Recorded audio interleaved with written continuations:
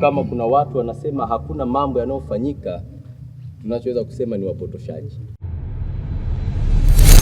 Plani ilisema itajenga hii miradi ya TACTIC. Sisi chama tunachotaka kuona utekelezaji unakamilika. Majengo kwa kweli nafikiri hata wenzangu mnaona ubora ni mzuri, ila shida ni nini?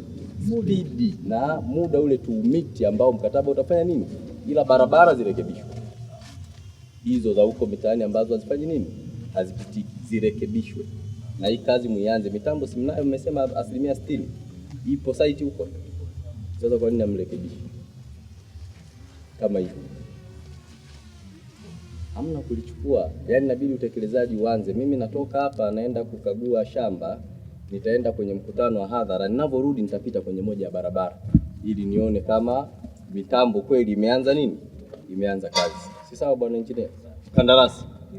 Haya, serikali imewaamini wazawa, kazi iwe nzuri. Sawa. Kwa mimi niombe tu kwa viongozi wa chama kuendelea kufuatilia mradi huu, na serikali mmefanya kazi nzuri, Mheshimiwa DC, katika ufuatiliaji.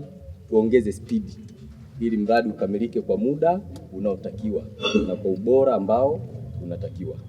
Kwa mimi baada ya kusema neno hayo, nishukuru na nimshukuru Mheshimiwa Rais kwa kutoa fedha zaidi ya bilioni 26 kuhakikisha zinajenga mradi huu katika halmashauri moja. Bilioni 26 sio fedha ndogo, ni fedha nyingi.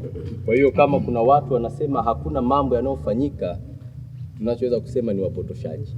Kazi kubwa inafanyika na miradi hii iko katika halmashauri zaidi ya 40 nchi nzima.